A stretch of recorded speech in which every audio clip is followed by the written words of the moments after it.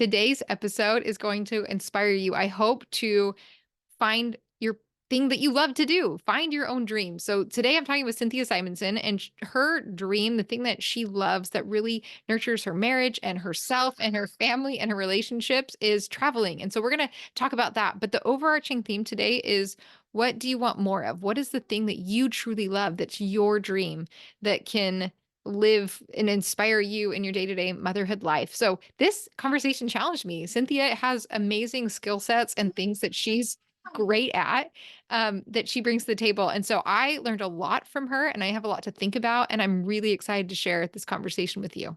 Hi, I'm Jessica Jackson, and this is the new way to thrive in motherhood by leaning into who you are, what you love, your unique family situation, and personal mission to create a life that you actually want to live. I want to invite you to join me in saying no to the life of the exhausted supermom, burnout, victim thinking, being pulled in so many directions, suffering through survival mode, or being lost in motherhood, and say yes to building strong families and moving forward on our greatest goals in order to create a fulfilling life that we are excited to wake up to each day and become a soaring mother. This is the Thriving in Motherhood podcast. I want to just take a moment and let you know about something free that I've created just for you. It's the 5-step path from surviving to thriving checklist. It is a beautiful document that will help you figure out exactly where you are on that path from surviving to thriving and know what to focus on in each phase of that path so that you can feel that joy and confidence no matter what season of motherhood you are in. You can get it today at thrivinginmotherhoodpodcast.com/checklist. Hello, everyone. Welcome to the Thriving in Motherhood podcast. Today, I'm here with Synthia Simenson. Synthia is a life coach and weight loss coach for busy moms. And she and her husband have 5 children and are expecting their 6th in July. And as a couple, they love to go on walks and weekly date nights. As a family, they enjoy discovering new cities, countries, and cultures together. And Synthia loves helping fellow moms feel emotionally and physically energized. And fun fact, Synthia and I met before either of us were married when we were in Jerusalem together and went to Egypt and Jordan. So that is how we first ran into each other, and now we're living in the same city by a series of really cool events that neither of us knew were in the works where we'd end up together. So Synthia, welcome again to the show. Thank you. I appreciate you having me. What does motherhood look like for you right now? So as you mentioned, we have 5 kids. So youngest is 2, oldest is 10. My husband works from home, so that's been a really positive shift for my motherhood journey as of the last 4 years. I've had the little girls do preschool this year, which has been really wonderful. We do lots of soccer and lots of time outside. We really like to travel a lot as a family. So yeah, that's kind of where we're at. Kind of in you guys are busy people. We are. We try to be full, but very intentionally full, Yeah. Yeah. Like you love everything that you're doing, but you do a lot. Yeah. Yeah, I love that. Okay. So one of the things I really admire about you and your family is just how you prioritize your marriage. So can you just start and tell me how you do that? Because I think it's something that it's easy not to do, but you guys are very intentional about doing it. Yeah. First I have to say, I think I have the best husband in the whole world. I feel like really prioritizes me as well. So, I'm just grateful for that. But I would say that some of the ways we've prioritized our marriage is through a weekly date night. And that started back when I was I think about 8 years ago. Um, I read it somewhere that to try to get out on a date every week. And so we just kind of tried it out. Before then, we'd only had up to a 2-year-old and we had been in school, and it was just a really busy time where we were already spending lots of time together. But then all of a sudden I recognized this need to not have the 2-year-old on a, outing with us so that we could actually talk.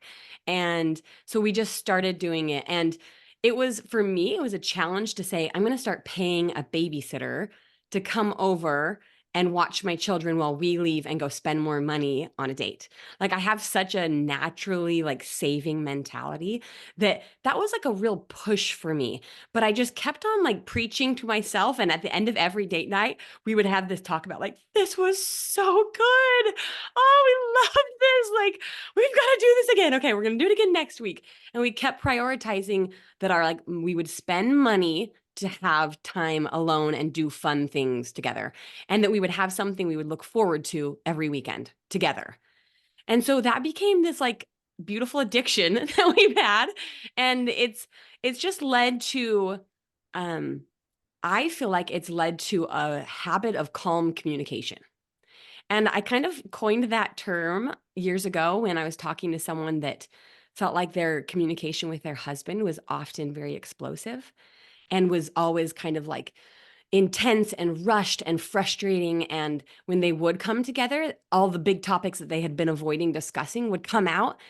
And so I was like, well, why is that not the case for us? And I realized it's because we are constantly prioritizing time to have calm communication.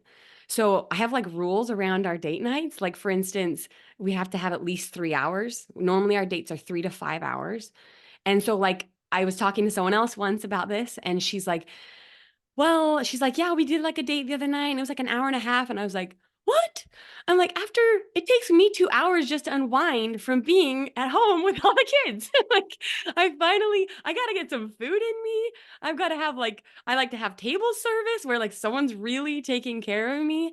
And I'm like finally calm and we've eaten. And then like all of a sudden, this last hour, we're like discussing things and having this amazing connecting time because we've been away long enough and enjoyed ourselves long enough, and that we just like get to like then dream together, I feel like. So yeah. So Okay, that's so one okay, thing. that's okay. These rules are fascinating. I've never heard them. So tell me, I like, made what is them it up. that, I that totally made them up. that's great. So Are there other rules? yeah. So another for the most part, another rule is to not ask family for free to babysit. We like to pay a babysitter, and that's a really big deal. And now we don't have like our parents near us, they're across the country. And so like it was never a problem. We were just like, oh, we're just gonna find the babysitters that are here now. And it's like I keep a like a huge list of babysitters, and I'm just constantly finding babysitters to be able to give us that time away. So that's a big one, is that it's not a favor for anyone to babysit, because I want it to be an equal trade. I know it's not easy for someone to babysit my children. Another one is that I won't be putting my children to bed when I get home. Like the children will be asleep. We bring our baby with us for a full year because I normally nurse for a year, and we just have decided that baby will just come with us. And so for the first year, the baby's always with us. Another one is, well, so and I would say like into like the weekly date series, maybe 2 years into it, I thought I was giving the best gift ever by creating a year of dates for my husband. And so I made this book, and we were going to go on hikes together, and we were going to, go and do like a pottery class together, and all these creative, interesting dates. And what we found was that our lives were so full that it became a burden to plan all of those kinds of things. And in the end, we realized what we most liked was to have like table service at a restaurant that we both enjoyed, and to just like leave and go and do that. And then maybe after the walk or after the date, after dinner, like go on a walk together or go get like a treat somewhere and then drive home. And so I threw out that like year of dates and was like, okay, this just works for us. Like, that's okay. I can get recreation in other ways in my life. And for me, I think I would be even more prone to do that. But I think for my husband, he wanted that more. And so like we've kind of meshed together and realized like this really works for us to do like a sit down dinner. So we now have this like process of like getting reservations, getting babysitters ahead of time. Like we know where we're going, we're anticipating it. And it's, yeah. So that's another one. Okay, so these are fascinating, and I'm sure there's lots of moms listening thinking like, "There's no way I could ever do that," especially every week. Even a month feels like a big deal. But I want to hear from you, like, what are the fruits of that besides the calm communication? Because you guys, we're talking you're busy and you're intentional, but like, it seems like a lot of it comes from these weekly date nights. So tell us about the fruits of this. Yeah. So I mentioned that we travel a lot. We talk a lot about travel while on our dates. And so we're like saying, hey, I heard about this place. Would you ever want to consider going to this country? I mean, my friend went and did it and she said it was really great. Or we're just discussing, I don't know, like we're able to plan. That's a big thing, is that we're constantly calendaring while on these dates, like the future fun things that we want to continue to look forward to. So that's a really big one. I think it's actually a huge benefit for our children, because they are very accustomed to having a weekly babysitter now. And so they just like like even our babies now, just like kind of, it only takes a few weeks and then they just get it. Like they have their older siblings to be there with them now. And I think they have learned how to be under someone else's rule, like in a healthy way. Another thing is I think it's helped them connect with people at church because we often hire people from church. So they go to church and they feel like they're superstars because they're like, oh, my favorite people, all my favorite babysitters are here, and they like, and these babysitters like love them. And I think it's helped us connect with people at church. It's helped me get to know the mothers of these babysitters better because I'm texting them all the time. I think as well, it helps our children appreciate us. Like, like they sometimes will come back and they'll be like, "We didn't like that babysitter. Don't call that person again." And and they're like, "We're so glad you're home, mom and dad." They give us big hugs. And so I think that's a real benefit. And also I have such an itch for like getting to know my surroundings, like what city I live in, that it helps me to be able to do that where sometimes, like, well, rather, never do I really wanna go take, like, 2 little kids into a sit-down restaurant in the city that I live in. So it lets me, like, get to know our community. Yeah. Another one more benefit, I could keep going on and on, but is that sometimes we'll invite people, and then we'll get to know them over dinner, and we don't have all of our children, like, on top of us? And so it allows, like, connection and, like, friend making without the children around, and I feel like I'm a different person when I'm parenting my children, in front of someone as opposed to, like, without my children. So Absolutely. Okay, those are great. So let's step back a little bit because and get to why this dreaming matters so much to you. So what have been some of these defining moments for you in motherhood? How have you gotten, because we kind of jumped into the end, but you have a lot of years of mothering behind you. So let's see how we got here. yeah, so, I mean, I'll kind of start with I remember when our second daughter was just, like, maybe 3 months old, and I had this defining moment, and it was an ugly, sad, hard moment for me, and she would not sleep like my first baby. And I had stopped working. I had just graduated, so I had stopped going to school, and it was like me and the babies home. And I remember trying to get her to go back to sleep because I was like, I have things I want to do. And the 2-year-old is like pleading for my attention and like I can't do this like anymore. And I'm standing in the mirror and I'm just like rocking her, trying to get her to like go back to sleep, whatever I can do. And I was like, I looked at myself in the mirror and I hadn't gotten ready for the day. And I think it had been days of like not getting ready. And I just was feeling like very unexcited about a lot of things. And I just kind of was feeling blah.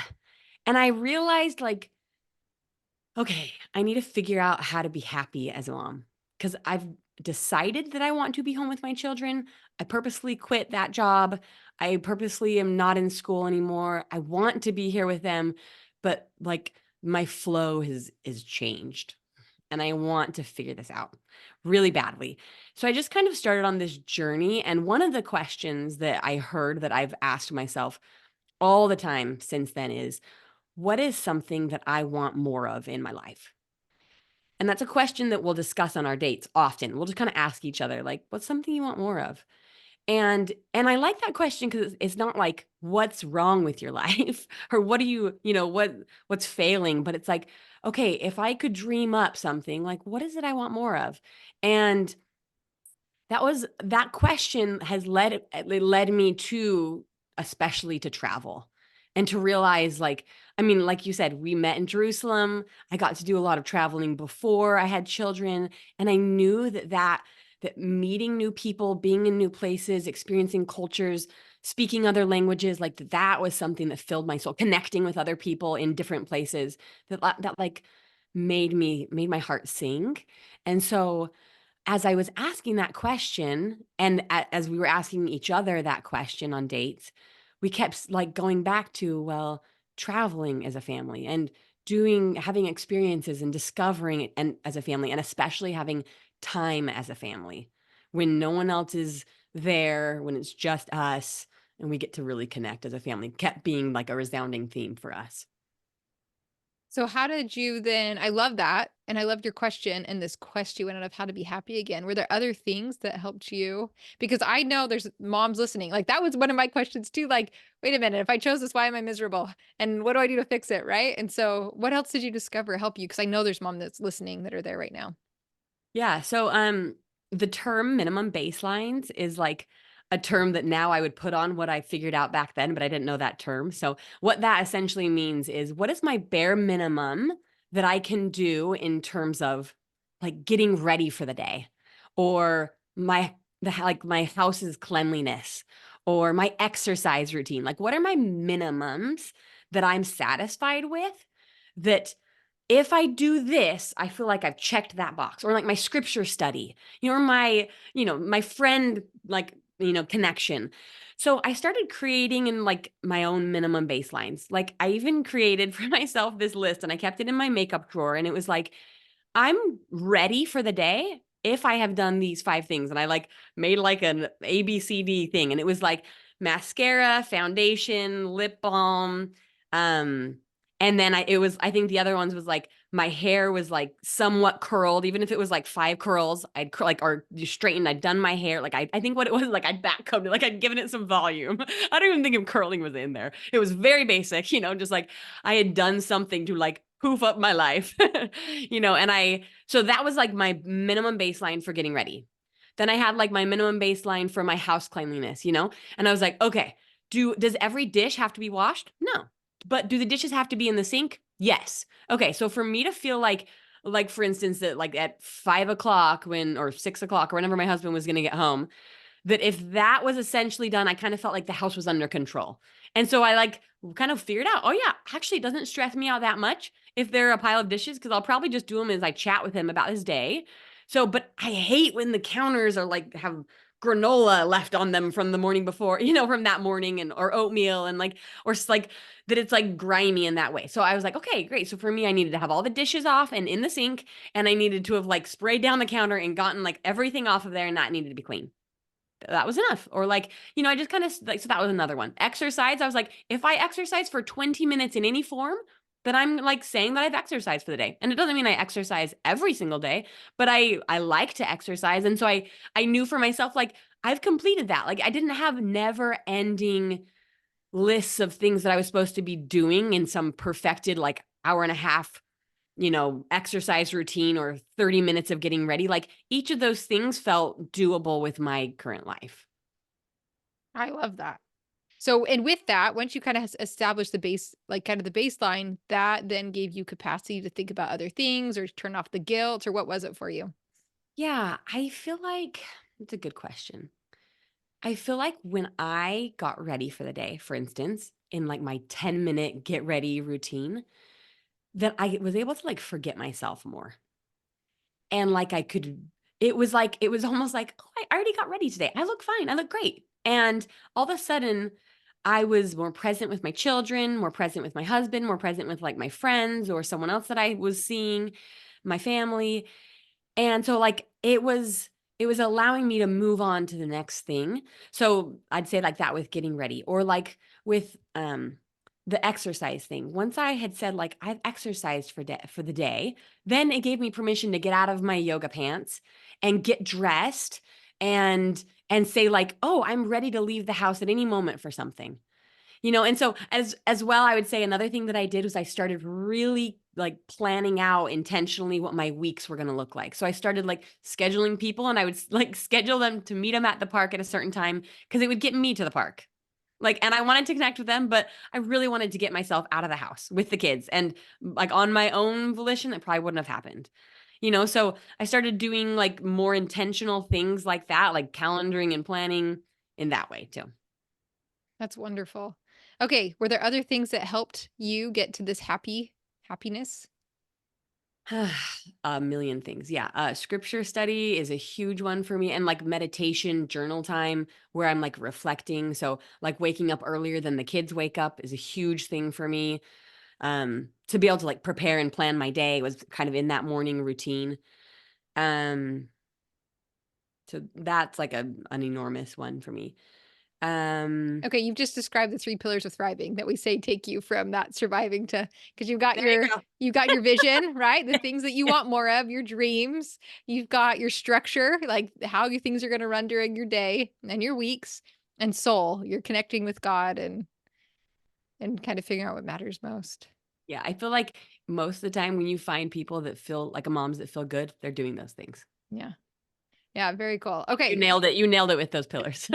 Well, but it's fun hearing, like, I think it's true because you found it in your own way, right? Line upon line, receiving your own probably baby steps from God. Like Yeah. we find these things and he can help meet us wherever we're at. And so I also feel like sometimes as moms are like, "Oh, I need to buy all the courses or I need to get all the help." And I take courses, I sell courses. You're a coach, right? Like we do help and they do help, but I think also remembering God can help us too is so important.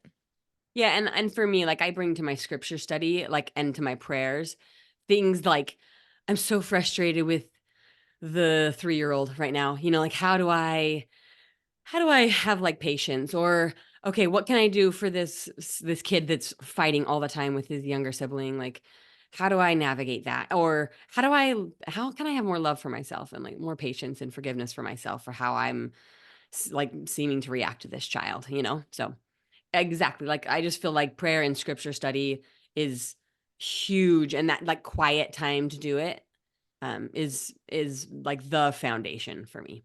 Yeah. I'm glad you asked that. Thank you. I'm glad that you kept going because that is for me like kind of like the main guiding, like you said, line upon line. I would receive a guiding answer and it would often be like something like, "Hey, maybe you need to consider that your daughter could do little play dates with some of the adult women that live nearby you because they would love the companionship of a cute little girl and you would love some more peaceful hours while the baby's sleeping."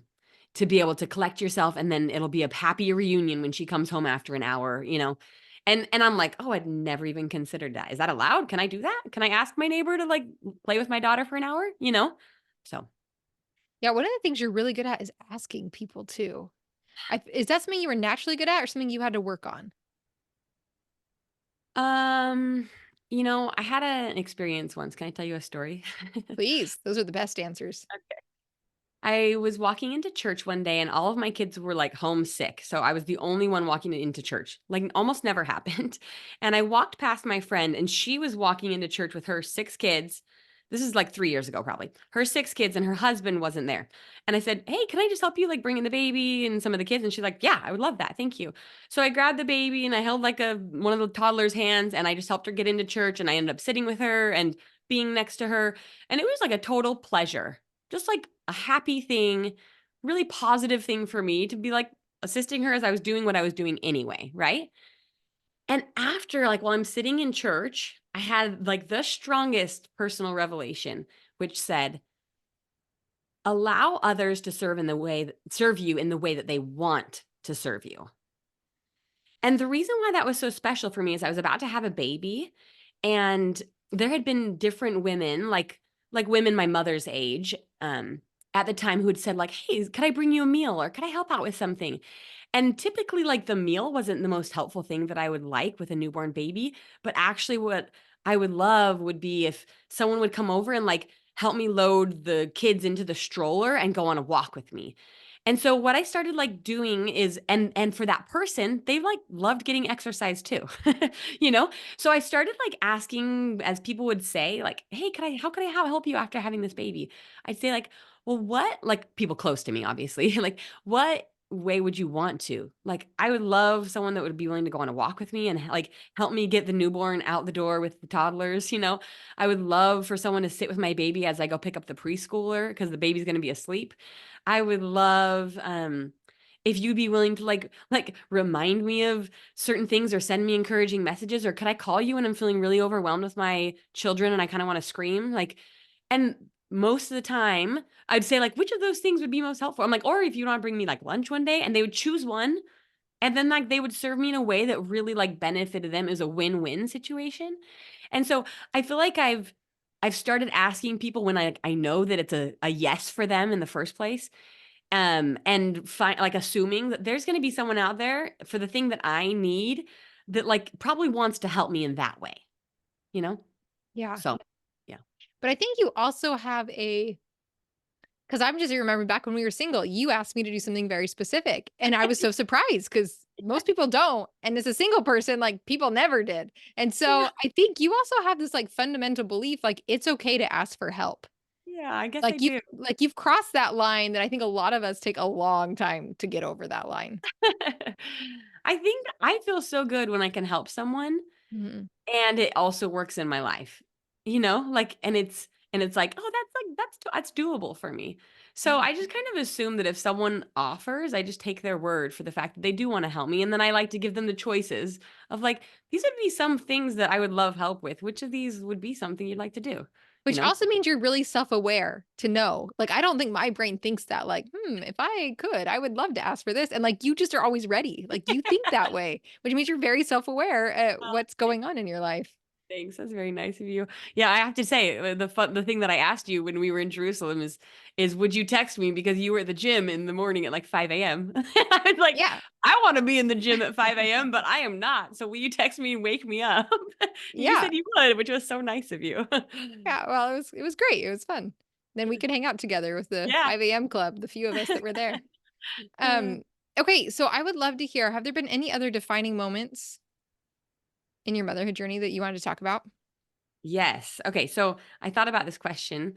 Um, and I think that one of the most recent ones for me is we were boarding a plane to go to Portugal as a family 2 years ago. And our children were 4 months up to 8 years old. We were in Boston and we'd always wanted to go there. My husband speaks Portuguese. And then we also were going to Spain and I speak Spanish. And it was like, okay, we're going to do this trip. It's going to be awesome. And all of a sudden, after like 3 hours of sitting on the tarmac, they deplaned us. So then by like the time we're like sitting in the airport at 3 a.m. with our five little children beside themselves, um, we're just like, I just kind of had this epiphany moment. So I'm sitting there. My husband's on the phone with the airline trying to find 7 tickets to get out of Boston to Portugal. And I have like car seats and children and luggage strewn about, right? And like the whole area of like angry people because they all were just deplaned at 3 a.m., right? And like the luggage thing isn't working right, and two of my kids are sick, and like I was like getting mastitis. Like it was just there was a lot going on. And in that moment, I like paused and actually made a little video that I sent to my sister because I was like, I need to talk to someone that's not here with me. 'Cause anyone around me is probably not in the mood. And so I made her a video and I was like, hey, Shanna, I just want to show you what's going on. And I just kind of showed her that we were there in the middle of the night. And while I was making that movie, I had an epiphany. I was like, okay, like, one of the worst things that I could have imagined in regards to this trip, I mean, like, no one died, right? Like, no one was like, we weren't in the hospital, but, like, one of those, like, big things you hope doesn't happen to you had just happened. And we had, like, an angel of a woman on the flight, one of the flight attendants that, like, rocked our crying baby. And we had, like, all these other things that, like, worked out and, like, everything was not perfect, but we were surviving. Like, we were okay, and I could take it minute by minute and breathe in and navigate this very crazy situation. And the situation did not end there. Like, we ended up being stuck in Boston for 5 days with no plans, unexpected, like, didn't know who was going to pay for all this stuff, if the airlines would or we would, or anyways. The trip was very altered. And we had like 3 weeks then, because we had an extra week in Boston, of changed plans, kind of lots of frustrations and crazy things. But I kept looking back to that moment through the travel time and afterwards and remembering, "Oh, we survived that. Like, we just like kind of we did something and we overcame something. We navigated like something that a lot of people fear and think, well, I can't travel with kids. What if something happened where we got deplaned in the middle of the night, right? And had to go and find a hotel and then like just like had all these new expenses and all like we just survived that. Like we were okay. We're all here. We can like we're okay. And I think I had this like thing change in my head where all of a sudden it was like, oh, what other hard things could I risk happening that would be okay if it happened, that I've like really held myself back on? Like, what if I did attempt this thing and it flopped and I was actually okay after? I can like feel frustrated and it didn't kill me, you know? And so like it was, and then the whole trip after that, I kept looking at my husband and Matt and saying, like, you know, we're pretty gritty. Like, we are doing this 5 kids in Portugal and like new plans, new cities. Like, we didn't, you know, like all of a sudden we're international with 5 little kids without like our everything had shifted. Like, we are gritty. And I just like decided that trip was going to be like the mighty trip, you know, like, hey, if we can overcome that, like we can overcome almost anything. Like, we're a tough, gritty family. And it was, so that was a real turning point for me because I feared so many things, and I still do, obviously, and I'm constantly working through it. But I feel like I've been able to say, well, what if that did flop? It's okay. Like, I've embraced some of the negative emotion that is going to come as I take risks. Okay, so what risks have you taken since that moment? Well, like trip risks, I would say. I mean, like risks, like stressful risks. Yeah. So, like, I would say, so we went to Italy in October with all of our kids. And, you know, like, I say it's a risk, but like, I was so anxious for like 3 months ahead of time. Like, is this going to be like Portugal again? Like, a lot of the stressors, right? But I just kept saying, that's okay though. Like, you know, I like just kept coaching myself through it and kept making plans and working on the like fear of stress, the fear of being totally overwhelmed while 5 little kids all need your help, you know, like the fear of being in public and feeling angry and frustrated. Like, so I would say, yeah, like just continuing to travel are risks. Doing life coach school, like, could I do that? But like, what if I get into it and I don't like it? Like, and I spent all that money, like that would be okay. I would probably just feel disappointed. And I know how to feel disappointed. Like, I can process that emotion as a human and feel what it feels like to feel disappointed. Like, I just have, yeah, it's this fear of having negative emotion is dissipating. That's amazing. Having another child, that's another one. You know, this fear of, like, being pregnant again, like, and we've talked about that before, like, the fear is real of, like, "Ooh, okay," and it's different for every person, but for me, I still had this desire, a really strong desire to have another baby, but I just feared that nausea and that hard phase of the first trimester, like, for me, it's only a trimester, luckily. For you, it's way harder, I know, but, like, you know, like, it was a very real fear, and I just kept being, "Okay," and I would be able to feel all of those negative emotions that came, and is that worth it for me to just feel and sit in the negative emotion? So It's amazing. It's inspiring. Actually, what it's reminding me of is I just started reading these books about habits for joy, and mm, there's these 4 habits, and you've touched on all of them. no, cool. Like, what you need but what's so fascinating is, like, what I'm learning is that your brain actually grows. The joy center in your brain behind your eye gets bigger and bigger and bigger and can actually take up a huge portion of your brain the more that you practice and exercise being calm, being appreciative, like, gratitude, like, even in this like, talking about, like, in that moment of, like, the flight attendant was helping me, like, you're noticing that things are okay, you're taking deep breaths, and then also this idea that you can get back to joy. There's actual pathways you have to build in your brain to go from those negative emotions, and fear is the opposite of joy. So that fear or the anger or the disappointment, and start trusting, and your brain has to rewire to actually create not only a joy center, but joy pathways back to your brain.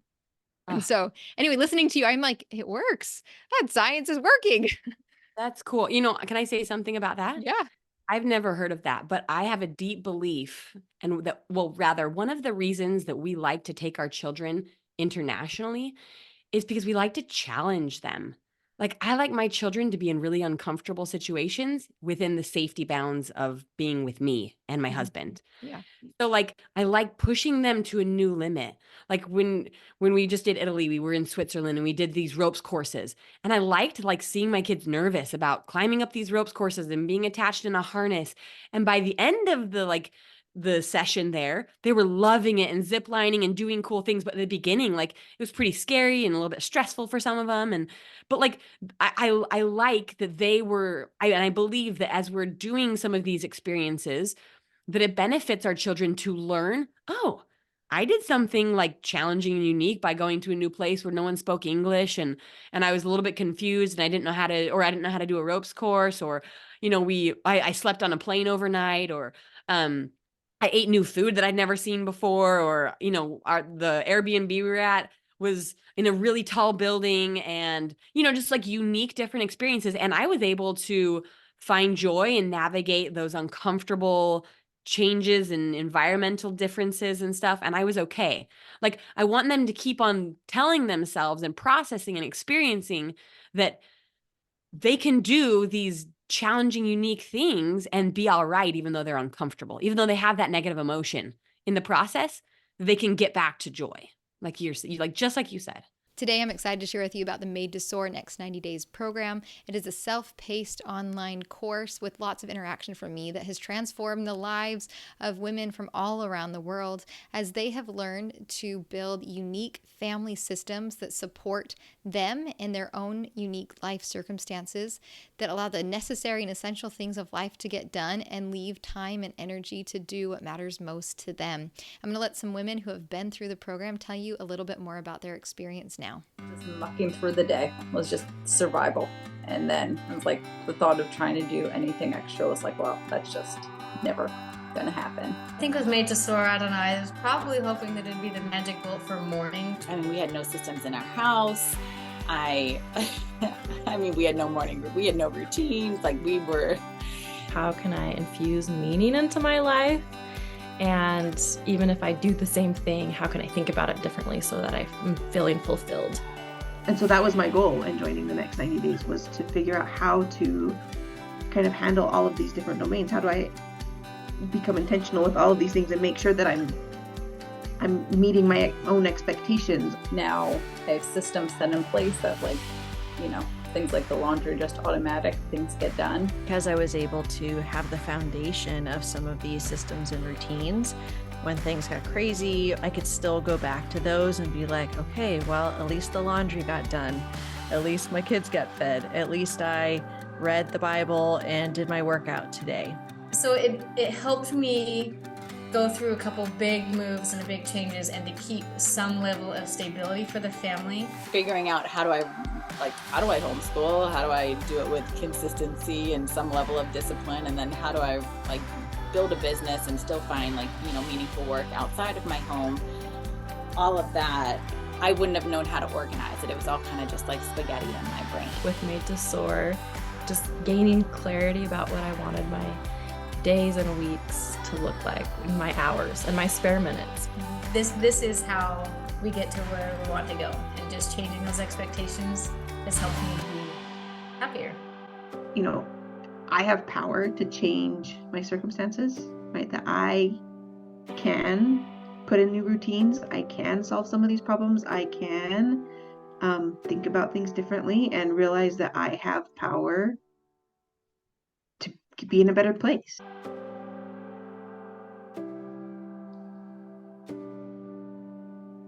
Yeah, that's amazing. Well, and I love how you've prioritized that and taken action on it in a very specific way that you guys have kind of gone big on, right? And so that you all are building continual muscles in this area and having a lasting impact in your family. Yeah, thank you. I appreciate that. So, okay, we've kind of circled the drain and you've mentioned some of these things, but what are some real practical tips when it comes to traveling with your kids? Yeah. Because we've done a lot of, I was saying we've done the road trips. We are ultra marathon road trippers, but you have taken it to a whole nother level with the No. I would not. and the It's international. I respect you so much for what you do. Oh, I don't know, but I'm looking at what you do and I'm that's maybe because I know how hard road tripping is. I'm looking at what you're doing. I'm that's got to be intense. No, I would say you're probably doing a harder one. It'd probably be a lot easier.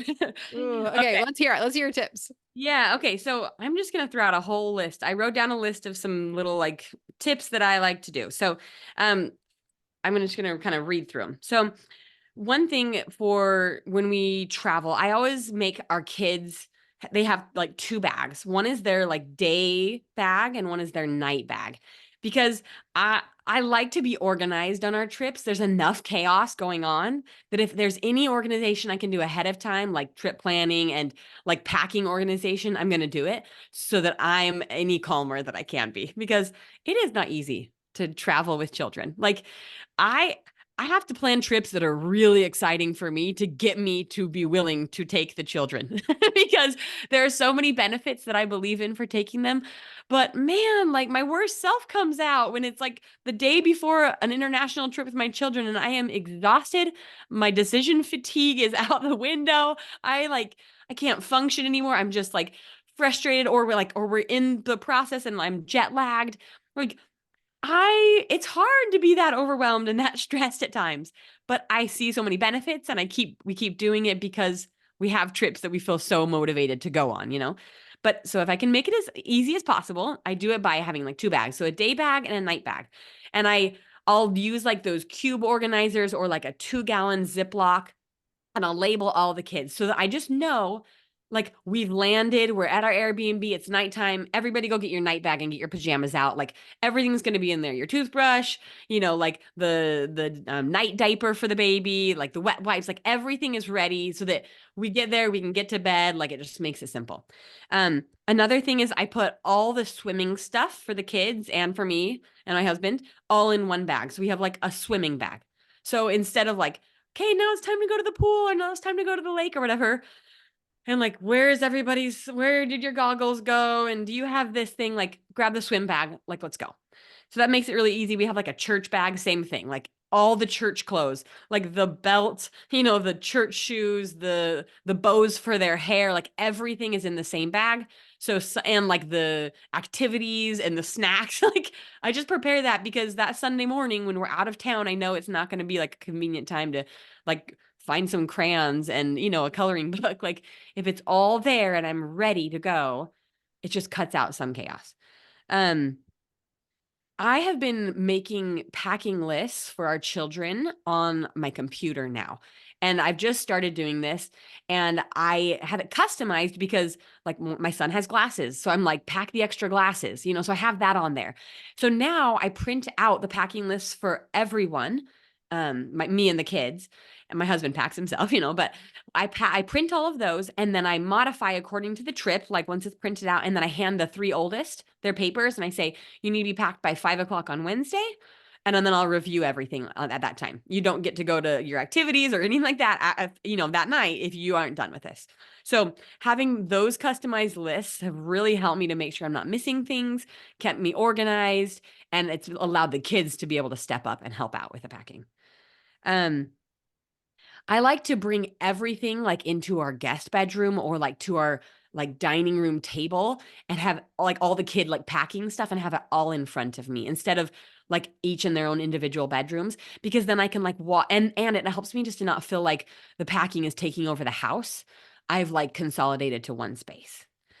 So another thing is that if I know we're going on like a 2-week international trip, I start packing at least 2 weeks before the trip because it's going to be that many details and thoughts and effort going into it that I'm like, nope, like I can't pack in 3 days for that. Like, and because it's not like that's all I do for 3 days. Like I still have life going on. So I do it for like 2 weeks ahead of time.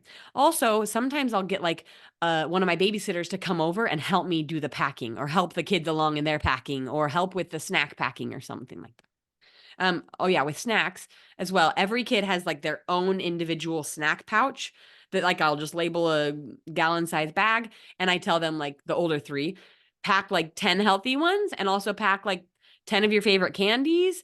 And like this is going to be your go-to when we're like in the car and we haven't made it to dinner yet and you're still hungry, or we're like, you know, and so like really those snacks end up being snacks we use for the entire trip, not just the traveling on the plane. But I have never regretted having plenty and you know, just so many food options for my children when traveling, because that's something that like if they have happy full stomachs, especially with like healthier options, because they're going to get plenty of junk you know, just by default. But if they've packed the things that they like, then like it's just going to be calmer. Another one is I have like a restaurant bag or like an outing bag that has like diapers, wipes, and then I bought 2 little like black t-shirts for my little girls instead of bibs. So when we get to the restaurant, so that they don't like cover themselves in spaghetti sauce, I just put on like a really high collared black shirt to cover their whole thing. And then we just use that black shirt like all week long at every time we go out or every meal we have to keep them clean. Do you want me to keep going? I still have some This more. is amazing. Yes. Okay, thanks. I'm glad. Um, this last time, like with Italy, I found a podcast called Untold Italy, and I listened to it for like 6 months before the trip, like when I would be at the gym or driving somewhere. And it really helped me because and so I think that there are often resources like that, like finding a podcast especially was good for me because then I got to hear all these different ideas of things that I could be doing. And I was getting those ideas not when I was in front of a computer because sometimes it's hard. Like I feel like my kids, if I'm in front of a computer, they're like, mom's not giving me attention. I need to like do something crazy right now. And so doing it while I could just be listening to it and writing down notes was such a good way for me to be like learning about the place. So sometimes or YouTube videos, learning, like just watching those while I was doing other things helped me to then start to figure out what we wanted to do on our trips. Okay, I love Um, that so much, by the way, because I was like yeah. pondering, how do you get do so much prep? Because I spent an hour and a half getting ready to do Memphis. No, it's probably like an hour, and probably 20 minutes in, it was like crazy. And after an hour, I was like, well, we get an hour planning, and that's it because it's time to go, and I can't handle this anymore. Nope, Yeah, it's no, enough. So that's yeah, a really good tip. I think I'm glad. Yeah, that really changed things for me a lot because it also like kept me motivated. Like I said, I was pretty anxious about going on an international trip with all the kids after Portugal.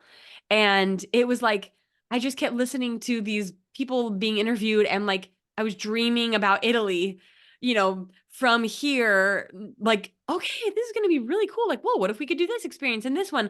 But it wasn't me like reading blog after. I mean, I still had to do a lot of that stuff. I felt like I still did a lot of that, but it was those were in like the hours when my kids were at preschool and they weren't around either. Yeah. That I was able to do the blog stuff, but having some basic ideas was really helpful. Yeah, that's awesome. In addition to that, when I plan trips with the kids, I kind of skip over any blog when they are talking about traveling without kids. I literally only read stuff about like, for instance, Florence, if it's like Florence with kids, in Italy, like, or like just because someone is going to write about it in a completely different way if they've been there with little children. And I am there to bond and have good times, have a nice time with my family, much more over like seeing the exact sculpture, the exact museum. Like that's very secondary for me. Yes, we do a lot of that still, but like those are like things that can go out the door if it's just getting too crazy with the kids. Yeah, awesome.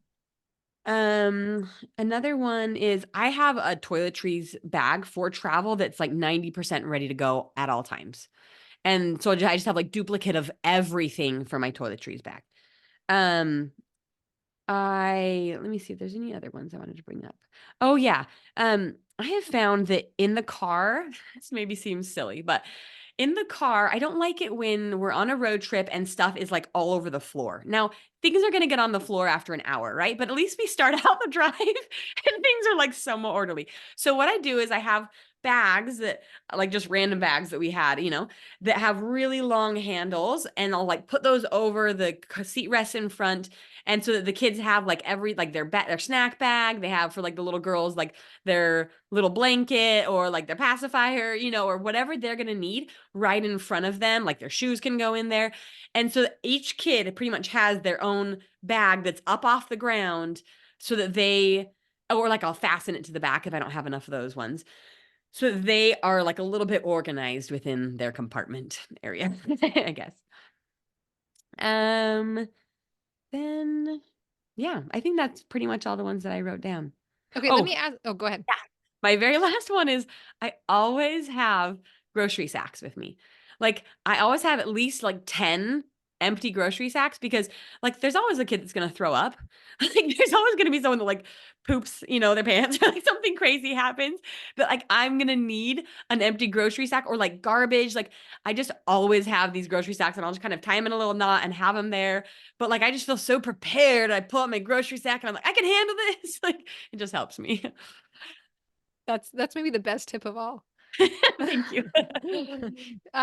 So my question here too is someone that does go on these long trips, will be gone for like 4 weeks at a time. You already said that you start praying two weeks ahead of time, but like sometimes I get a little bit frustrated when we go for a month because I feel like 2 months was knocked out of my life because like 2 months prepping and 2 months like trying to get back. Is that your experience as well? Or do you have some tips to like make the get it better? No, I have a rule for myself. I'm not allowed to plan anything for like for sure the day before a trip, but like a few days before it is just like I will not schedule anything like and I have to have rest time after because traveling with family is not like we never call it vacation because it is a trip and it's worth it for us most of the time. And it's going to be, I don't know. I find that I just have to schedule in for my life that's why I feel like I have to plan a trip that really feels exciting to me because like there are trips that like we throw out that I'm like, that's not worth all that it's going to take out of me to do that trip. Like I need something that really excites me. And so, like, because it takes a lot of the time before and it takes a lot of the time after. I do see though that often I'm getting organized in the process. Like I'm going through my kids' drawers to make sure that the shirts that they're packing are fitting them. Making sure all the shoes actually fit so we don't get there and one of their pairs of shoes don't fit anymore. So I kind of do see, and it's like I'm typically trying to like have my home like cleaned up before we try to leave. That doesn't always happen exactly perfect, but like it's forcing and helping me along in other goals. And so I try to just tell myself like, okay, yes, this takes like time before and time after, and I'm going to be way more tired. I'm going to just need some like down days at home just to kind of mentally recoup, put things away, get organized again, get back on our schedules, all of that. But I see benefits of even that too, having the different kind of ups and downs, seasons. So, What does recovery look like for you as a mom with almost 6 kids? mm. um, maybe picking up dinner more, maybe like this may just sound silly, but like literally like laying on the ground, like next to my kids instead of like, we're going to go tackle a project at the house. Like, no, no, no. Like today's my day off. Like I'm just going to be laying here while you guys are doing magnets around me. And it's probably going to be crazy, but like especially pregnant, like I'm just going to be kind of, I'm giving myself the day off. Like I'm not going to try to tackle to-dos. I'm going to let people know like, oh, you know what? I will have just gotten home from a trip, so I can't try to take on that project. I say no a lot in my life to a lot of people and to a lot of things because those aren't what I'm up to right now. Like I'm invited constantly to help with PTA stuff. I'm invited constantly to do more with church. I'm invited constantly to do other service and things that are wonderful causes, but they're not what I feel most called to do right now. And so I'm just like, oh, you know what? I would love to be participating in that thing, but that doesn't really work for us right now. So we're not going to do it right now, but maybe we will in the future. Or like in sports with our children, we don't have our children in a million sports. Like they pretty much are in like about one. And, and then they have different clubs sometimes they do, but we're very, very intentional about not just allowing, or like birthday parties of friends. Like we don't just say yes to every single thing we're invited to because we're like, no, what we're up to right now is that we're traveling and we're spending that time together. And that's what really is fueling us as a family. And so we're going to say no to lots of other things that are going to be great. And maybe they'll come at a different season. I love that. The reality of it is you can't do this and everything else too. Yeah. But it's your dream. Yeah, exactly. And that's like kind of what I've realized as I was preparing for this podcast is I'm like, what's my dream? And like, that's kind of what I want to say to any moms that listen to this is like, you have your own dream. So travel might not be yours, but like whatever your dream is, give yourself space to explore what that is for you and why that's important to you. And say no to the other things that are like not fulfilling you, like your dream would fulfill you. You don't have to do any of that other stuff. Just because a lot of other moms did or your own mom did, like you do not have to. There's no one out there that can force you to do that other stuff. You have choice in your life. And so like take that choice back and give yourself permission to dream. Give yourself space from your children as needed to be able to process and recognize what's important to you. And I mean, this is advice for me too. Like I still need to always be doing this more, right? Like giving myself that space. But as you do that, you'll recognize that you're happier when you're pursuing something that's important to you versus just what's important to everybody else around you. You know, Cynthia, you're saying these words, but you also live them. Mm, And it's something that I just admire so much about you, that you are so clear about your priorities and your boundaries. And I think that it's a art, it's a skill. thank And I'm like so inspired when I'm around you because not only do you have them and know it, but the people around you also respect them. Like, I'm in similar circles with your women and they respect your boundaries. And so I just think um, it's a beautiful way to live that takes a lot of effort up front. Like you've clearly put a ton of effort into this, but it's amazing to see how that impacts your day-to-day life. well, thank you. It's actually interesting. This podcast kind of came about in a conversation that we had where you said, "How's life coaching going?"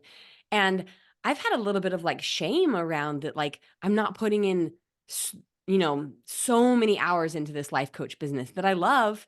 And I was like, I was honest with you. I was like, I've kind of come to realize that I love it and it's important to me, but that I have other things that I want to pursue even more right now. And you're like, "Oh, what is that?" And I was like, "Well, we travel a lot and that's really important to us."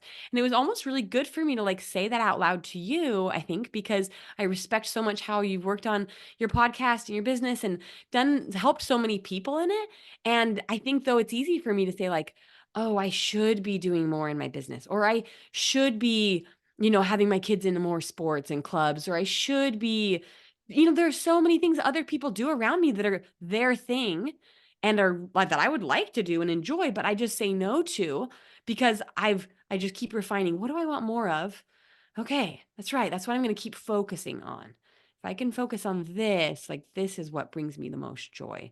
So it was, yeah, it's like again, that's why this kind of came about is because I've had to say no to other things that are special to me and keep asking and turning, I feel like to God too and saying like, okay, what am I called to do? Like a lot of these trips that we go on, they feel very spiritually led. Like you're supposed to go and do this experience. You're supposed to go with your husband alone and have this time and get a babysitter, have someone watch your children so that you guys can evolve and progress and connect in this way and dream together. And it's like, okay, great. Let's do this. Like because when it comes from God, like it feels like, okay, he's behind me in this. And what I love about that is like your answer for your marriage has been travel. Your answer for your family has been travel. But someone Mhm. listening to this, their answer could be something entirely different. And, Totally. my answer has been use some small pockets of time to keep podcasting and have a business. And your answer has been let's invest in our family and my time and energy in this way. And like Mhm. if you look at our lives, like I homeschool, you don't. Like our lives on paper, we both have lots of little children around the same ages, but like our lives look totally different and yet both are totally led. And so I Mhm. think one of the reasons why I just love having you on this podcast is so often on the online world, you're hearing from people who are doing the businesses, right? Because we're online. And I just see so much value always in reminding us that that is a very small percentage of people and life can be beautiful in so many different ways. Yes. Thank you for saying that. I need to hear that like right now because it's easy like to hear other people doing things and I think, "Oh, I'm not up to that thing that they're up to," you know? And just to keep remembering, you know what though? That's okay. Like I'm really focusing on what's important to me right now and this is the thing. Well, And and that's the okay. other well, and to add to that, like my husband and I are just recognizing like we're at capacity. Like we're this close to losing our minds. And, and it's like, so what are we going to do about it? And I think recognizing like we are humans with limits. We were never meant to do everything. Like that's just not how we're wired. And when we're in a society that kind of makes you feel like you should be able to do it all yesterday, it goes counter nature to what's reality. Yeah, totally. And that's kind of like when I said the minimum baselines at the beginning. Mm? I can't do all that I do every day and like also spend an hour getting ready. It just doesn't work that way. So I've decided my minimum baselines, like right now I do maybe I normally curl my hair a little bit more than before, maybe, when I had only two little kids, but like still like I have my minimum baselines in all these areas of life so that I can dream. We need to like double underline that because I have so many moms come talk to me because I talk about vision all the time, right? And they're like, "Well, I can't. Like I don't dream. I don't." And it's like, "Well, I think that's one of the reasons, right? Because you have to decide the minimum first." And then you Yes. can see what's left over. Yeah. In your meal planning, in your activities like going and meeting friends at the park, in your connection with your extended family, like in so many areas of life, you just have to start saying, "Oh, could I do less of this? Is this feeding? Is this fueling us? Is this calling to me still? Is this important? Or is this just something I'm still doing because that's what everybody's doing around me?" Yeah. That reminds me of Greg McKeown. He wrote Essentialism. And one I of love his that book. suggestions, yeah, I can tell. But one of his suggestions, like, just stop doing it and see if anyone even says anything. Probably no one's going to notice. Yeah, that's good. I love that. I know it's me that's holding myself to the standard most of the time. Oh, 100%. Like Yes. I stopped doing something like no one cared. We're okay. Yeah, I love that. It's a good reminder. That's so great. Okay, I feel like I could talk to you forever. We've already been talking for like an hour. This is gonna be an epic interview. Maybe we'll break it into two parts, but I would love just to wrap up with last two questions. So, what is something that you feel like you've mastered? Okay. I thought about this one ahead of time. So let me see what I wrote down because in this moment I'm like, have I mastered anything? Just kidding. This is why asked. It's a challenging question for us to own that maybe we're actually have improved at something a lot. Yeah, thank you. This is good. Okay, so I feel like we have mastered always having a few trips like booked and in our like either tickets purchased, hotels arranged. Like we almost always have flight tickets or, like planned babysitters like arranged to be able to do future trips. And I was even talking to my husband about this morning that once we have a trip booked, we're going to hustle ourselves to get it finished, like, and to actually go on that trip. Those babysitters are going to show up and we do have a hotel reserved, like in Nashville or something. Like, well, we better get ready then, like it gets this fire in me to like get it completed. It's kind of like how I said, I used to schedule people at the park. So I would go to the park, like we schedule the babysitters. So we go on the trip. And so I think we've mastered that. And we've also kind of mastered like knowing when we have capacity to do one and when we don't. Like really taking this internal like temperature, like, okay, how am I feeling? Am I up for something? What am I up for in terms of travel? Interesting. So, are there times when you say no to travel? Oh yeah. Oh, for sure. You have to. You have to say, of course. Yes. Okay. Well, it's just interesting because you do go on a lot of, like you're saying, something's always booked. So, what does that even look like? What does a no look like for you? So like 2 years ago, it was right after COVID. And so a couple of our trips had been pushed and like they happened kind of all at the same time.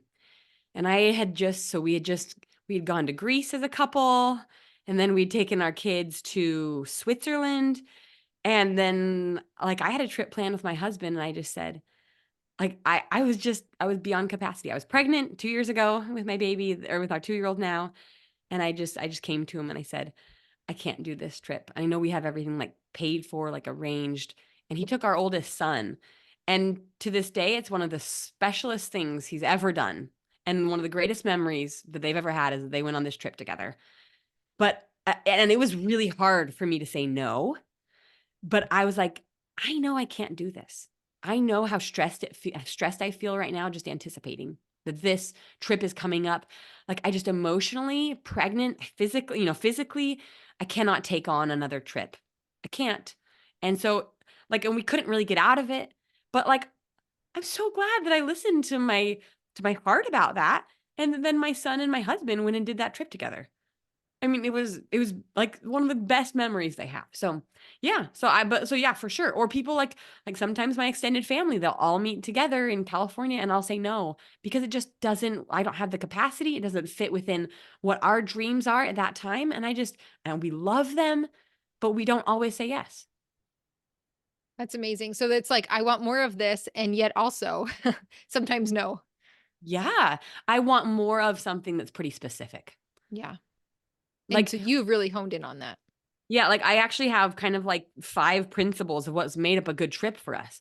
Like meeting up with friends or family, like while we're there, or like maybe connecting with like locals, like a connection with the people, someone there.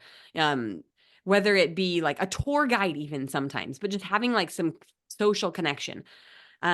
making sure there is some amount of relaxation while we're there, making sure there's some kind of like physical activity, whether we're like biking or walking or, you know, doing something really physical. That's big.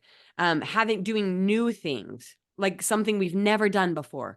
And then also like food, like we love like cooking. We love like new dishes, and like restaurants are so inspiring to me. I've just always loved being in the kitchen. And so something around that like too is a big deal. So, and like learning is kind of in there with the new stuff, like learning something new, experiencing something new. So those, like, if they check all those boxes, it's pretty like, it's almost always a yes if it works within our capacity. But going back to the same place again, you know, where like that doesn't typically check our box. It's almost always a new place because that helps us, or we're going to be visiting a new person that we know and love, you know, to be able to make it worth it for us. Interesting. Okay, I'm gonna ask one question here, I think detail wise, that I think other people are gonna be asking, which is how do you handle this financially? Yeah, so that's a really good question because everybody has Mhm. a different financial situation at different times in their life. So we started traveling, you know, like earlier on in our marriage, and our travels did not look at all like they look right now.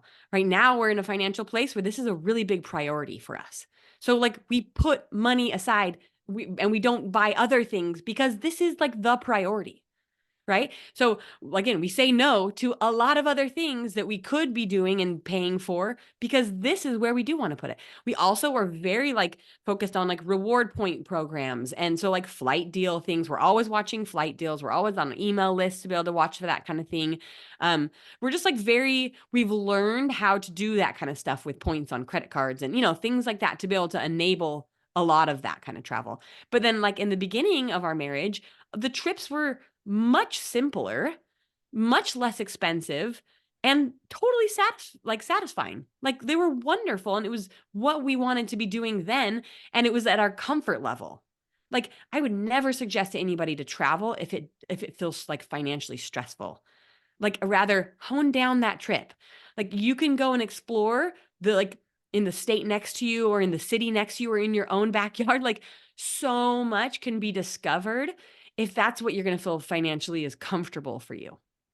So, yeah. No, I love that. Well, and it's like for us, we've built so many skills just learning to drive 45 minutes down the road and discover some historical treasure. And you're still Yes. building muscles, and we only spent gas money. Yes. Yeah, totally. Yeah, but I love that. And also like what you're saying too is like because this has been part of your pattern, it sounds like it grew. It grew financially, you grew in capacity, you grew in skills, you grew in organization. Like it we're seeing you many years in having grown in all areas. Yeah, and I feel like travel actually has helped us like in our business because it's like when my husband and I leave and like are away from our children for 5 days or something like that, we have time to like talk and you know like and for me to be like to support him in business decisions that he's doing and to process and think through things like whereas in our day-to-day life like our kids are like asking for us, needing us. Like it's pretty hard for us to like have really quiet conversations when our children are around.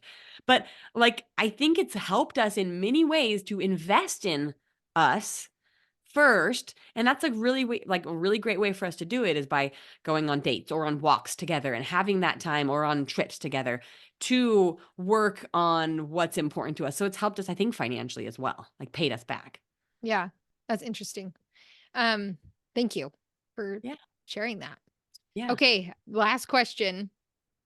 This is such a great episode, Cynthia. It's so long. I love it. Oh. Okay, so this last question is when you look back at yourself with your very first child all the way to now, what is the biggest change you've seen in yourself?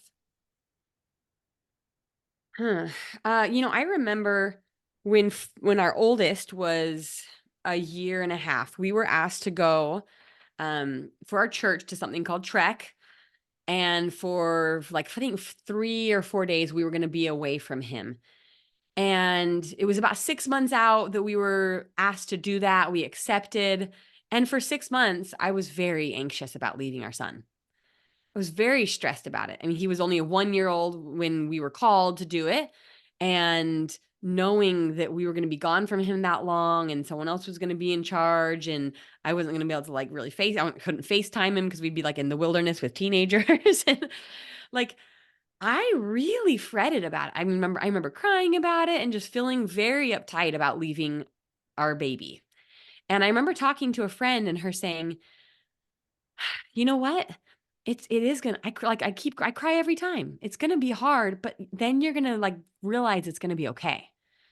And that's what I found is that every time I leave that baby for the first time, as I go overnight or on a trip, I'm probably gonna cry. Like, cry. I want to cry right now, even thinking about it. Like, I love my children so much.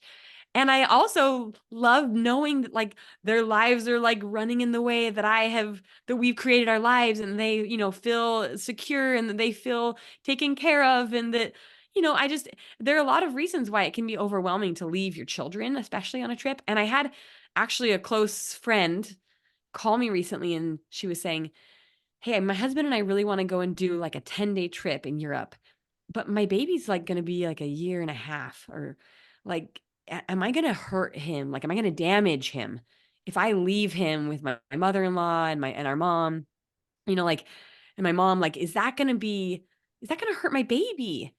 And I just remember telling her like, I remember feeling like that. But you know what? That's like the best thing you can do for that baby is to like have a beautiful relationship with your husband. You're like, he's going to be fine. He might cry a little bit more. You might cry a little bit too, but like that's not going to be what you remember. And that's not going to be like the lasting impact of this trip. You having that time to connect with your spouse and adventure with them and discover and grow together is worth it. Like, and yes, you might feel anxious, but I just keep telling myself, I can feel anxious. That's okay.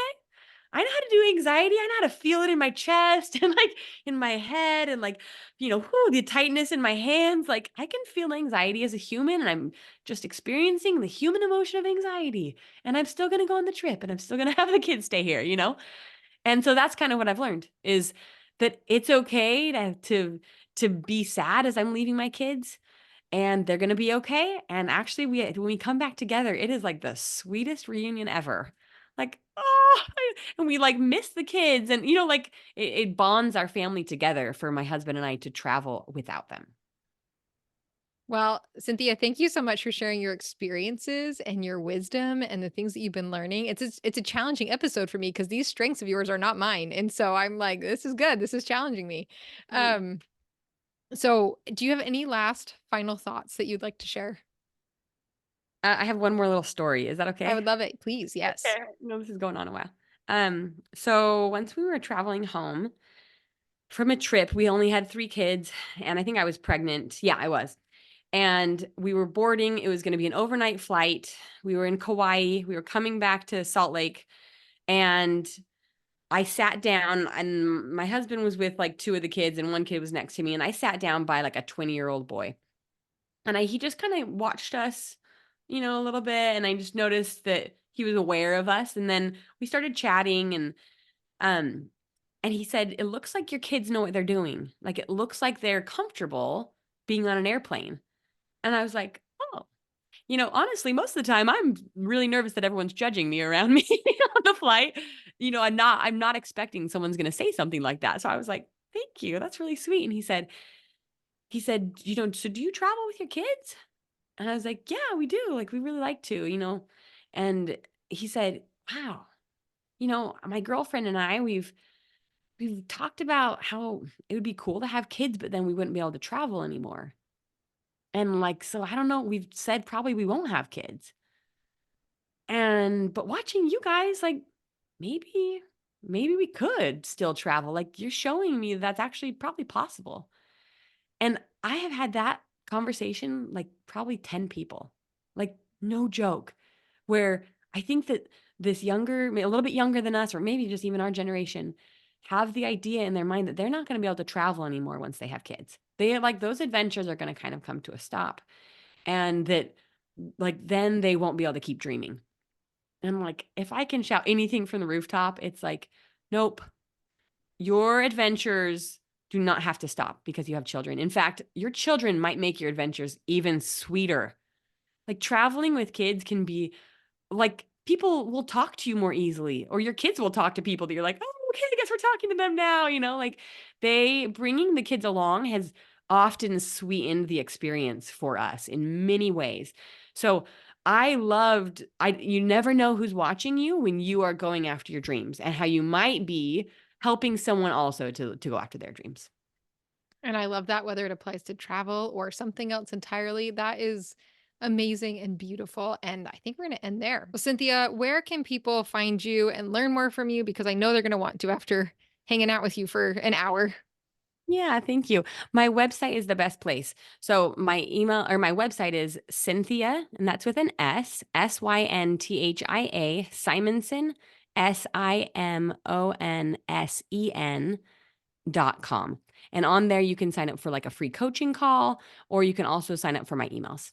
Excellent. And I'll make sure to have that in the show notes. So you don't even have to write that down. You just click on it really easily and find it. Okay, great. Thank you. And Thank I'd love to you. chat with anyone about this. So Today's episode is brought to you by the Thriving in Motherhood Journal. This is my go-to tool to completely change how you will experience motherhood. I created it during some really hard seasons in my life to change how I was thinking about my life and to bring more meaning, fulfillment, and joy into the everyday and including the really hard days. This is based in the latest research of positive psychology, high performance habits, cognitive behavioral therapy, gratitude research, as well as some scriptures from the Bible to bring in a spiritual element as well. And as you learn to ask these questions to yourself, it changes how you see your day. It changes what you focus on. And as you change your focus, you will find that you are feeling so much more joy. You can learn more today at thrivinginmotherhoodpodcast.com/journal. Where you are planted, watch the blossoms grow.